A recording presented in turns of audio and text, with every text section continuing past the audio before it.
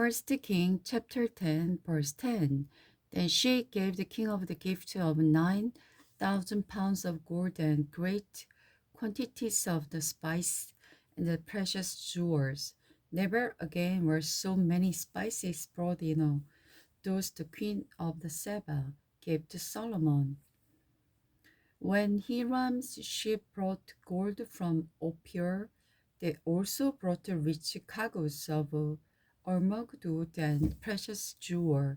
The king uses the almug wood to make a railing for the temple of the Lord and the royal palace, and construct harp and lyre for the musician. Never before or since he has here there been such a supply of beautiful almug wood. King Solomon gave the queens of Seba whatever she asked for, besides all the other customary gifts he had so generous given.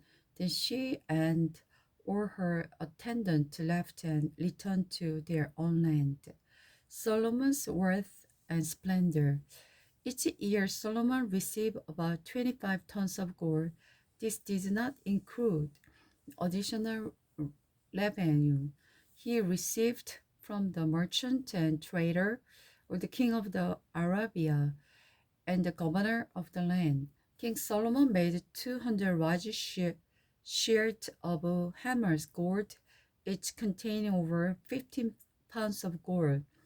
He also made 300 smaller shields of the hammers gold, each containing nearly 4 pounds of gold. The king placed these shields in the palace of the forest of the Lebanon. Then the king made the shields ivory throne and overlaid it with pure gold.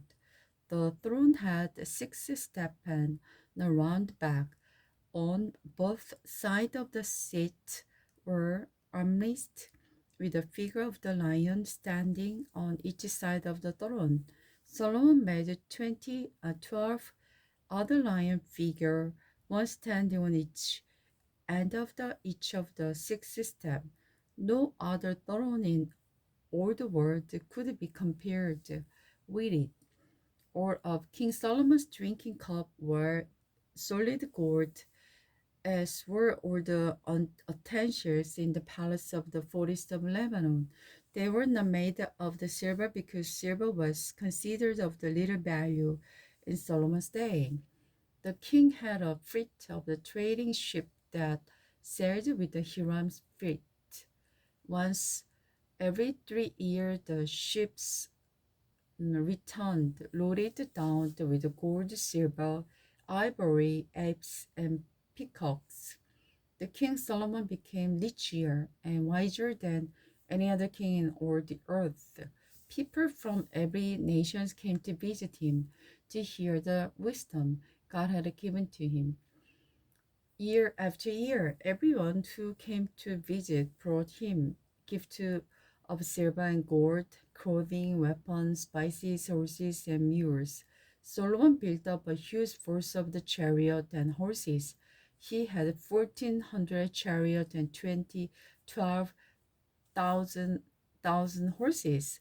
He stationed many of them in the chariot cities and some near him in Jerusalem. The king made silver as plentiful in Jerusalem as stones, and the value of sycamore wood was common as the sycamore wood that grows in the foothills of Judah. Solomon's horses were imported from Egypt and from Silica. The king's trader acquired them from Silica at the standard price.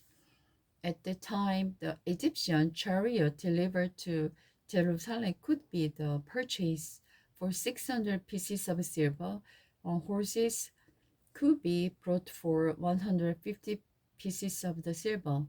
Many of these were then resold to the king of the Hittite and the king of Aram. Solomon's many wives. Now King Solomon loved many foreign women. Beside Pharaoh's daughter, he married a woman from Moab, Ammon, Edom, Sihon, and from among the Hittites.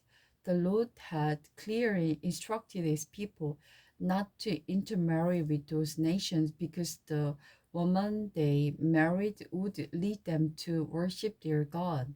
Yet Solomon insisted on loving them away. He had 700 wives and 300 concubines, and sure enough, they led his heart away from the Lord. In Solomon's old age, they turned his heart to worship their God instead of trusting only in the Lord his God, as his father David had done. Solomon worshipped Esedo, the goodness of the Sidonians, and Molech, the detestable god of the Ammonites. The Solomon did what was evil in the Lord's sight. He refused to follow the Lord completely, as his father David had done.